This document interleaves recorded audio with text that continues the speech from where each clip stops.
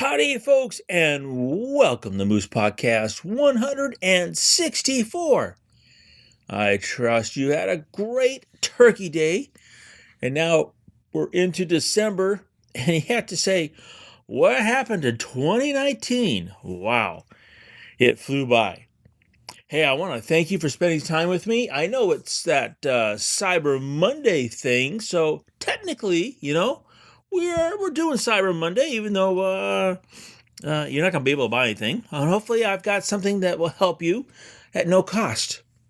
Hey, I want to thank my good friends at Bedford Camera, that's bedfordcamera.com, for sponsoring the Moose Podcast. Hey, they've already been able to put some stuff in the house for Christmas. I'm not going to say anymore because I know some people who listen might get some of those things, but hey, these guys are great. Remember, you go to their website, you check out, you put in the discount code MOOSE, MOOSE, you're going to get 5% off, as well as probably not pay sales tax for the state you're in and no shipping. So these guys are killer, and they're also experts. You got questions, they can answer your questions. They answer my questions. They're marvelous. So bedfordcamera.com. Thanks for sponsoring the Moose Podcast. Well, let's get right to it. In theory, I was driving from Washington to Bozeman, Montana, just a couple weeks ago with my good friend, Harry. And as always, we were talking. And more than once, we said, well, in theory. And it occurred to me that, perhaps too many photographers shoot with the idea, in theory what? It might work, in theory, right? It should happen. In theory, that's how it should be. But the reality is that, in theory, isn't going to work most of the time. So what's my point? Well, too few photographers actually do the important thing that so many of us were taught when we were younger, trying to learn things. And that is to practice and do our homework. So then we just kind of hope that if we've, heard this information or been given this advice or read this brief comment or article, that in theory, it should all work. Now, two things about this whole thing that, I think are really important. One is that we base a lot on what we read, be it hard copy or the web, and think that that is the entire ball of wax. In other words, we read this 1,300, 1,500 word article, that's even fewer on the web, or we watch that 3 to 7 minute video, and we now have got all the information needed to be successful as photographers. The problem is, it doesn't work that way, and there's a lot of reasons for it. The first and most important thing that most don't understand is that, the person who's giving you the information, be it myself or someone else, they've already done it, right? They've already accomplished it, and hopefully they've done it multiple times.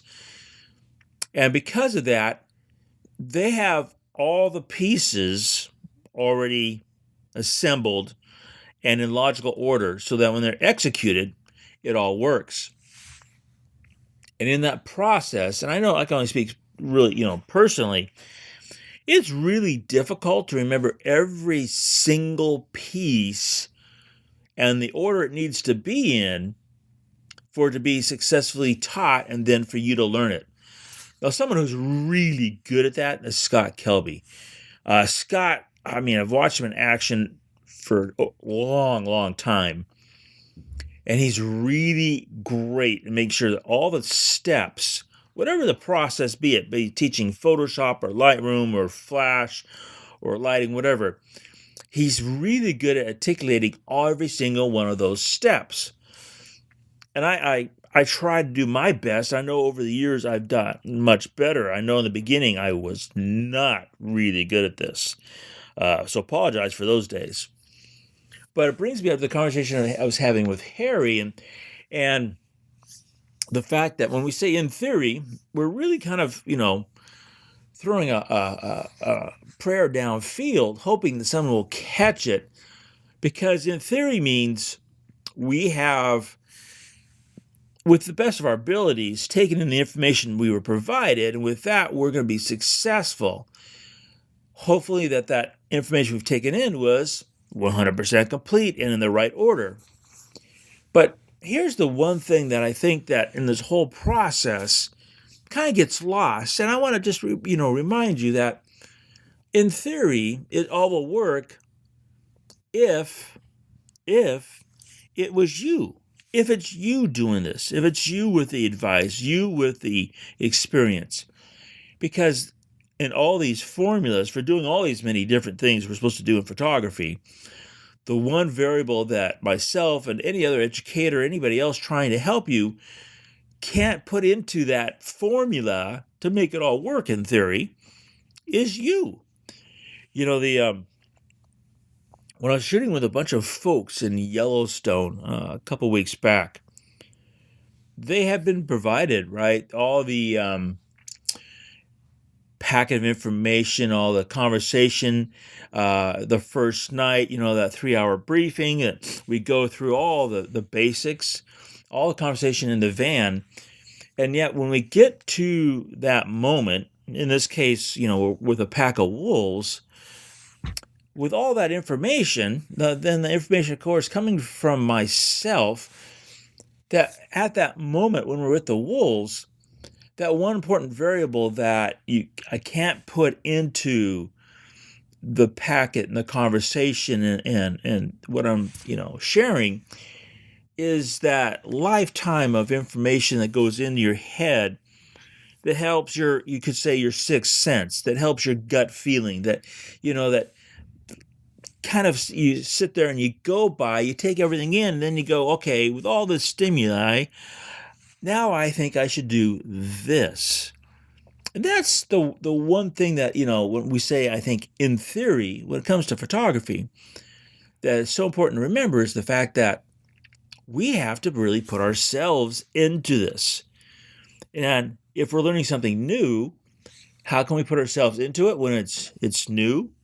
That's the huge challenge.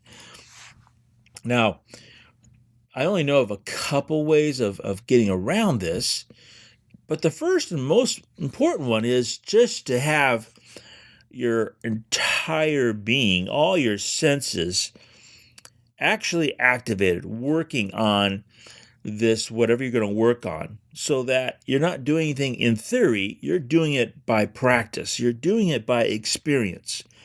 So you kind of want to move down that road. So in theory, it's no longer part of the conversation, but you have it in practice by experience. And so how you do that for the first time? It's the wintertime. If you haven't noticed, most of the people have snow.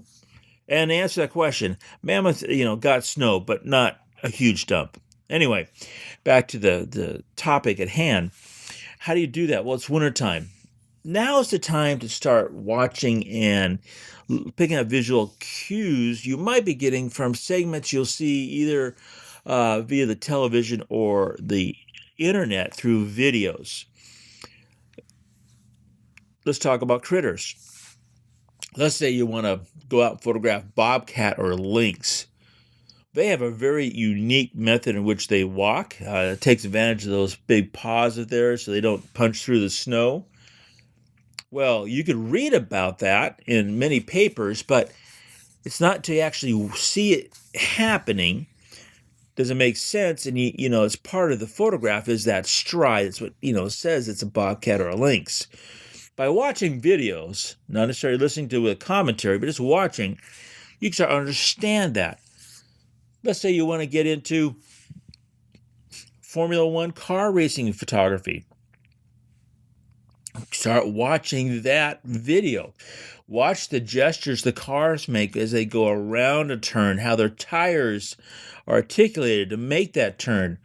Watch all those important things. So after you read about the shutter speed you need, the blur, the action, or the f-stop for the depth of focus, or the exposure comp to bring out those colors, start understanding more about the gesture of that vehicle as it makes that track, and goes around it. So now when you get out there, you have that visual in your head. When you see it in the viewfinder, you're able to, make that shot. It's no longer in theory will you get the picture. You now have the ability to actually put it in practice from experience you got, perhaps not from shooting, but from actually seeing visuals of that happening. You can look at a lot of still photographs and get ideas, but it's the entire motion of that vehicle going, or that cat walking, or that aircraft flying, or that horse going down the racetrack, or surfer on the wave. I mean, there are so many examples where you can, yes, from reading, find out some of the basics you need, but by watching those visuals, when you go out for the first time, there's no in theory part of it. It's now kind of ingrained in you. And that's really the important part. And that's the one thing about that in theory that, we need to get past. Because in theory implies you have done your homework, but you've not actually executed what you've done your homework on.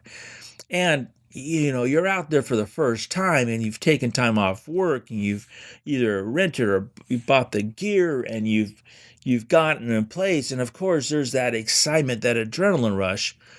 That's not the time to sit there and see if in theory is going to work for you. You need to actually start off kind of on the ground running, so you have those ideas you want to photograph in place, both the technical side and the aesthetic side. So this process of photography, you can be, I hate to say the word sped up, but you could become a little bit better at it before you even take that first click, in theory, if you sit there and put yourself in that role before you're actually out shooting. That's really the important part. So remember, if you're starting yourself, in theory, I'm ready for it, then once you say that, your gut's telling you that in theory, you're really not. Hey, it's going to be another great week out there. In case you're wondering, I did post a piece on exposing for winter. It's on the blog. You might want to check it out. I've also posted some new workshops. Hope you can join me in 2020. Because remember, to make every click your story.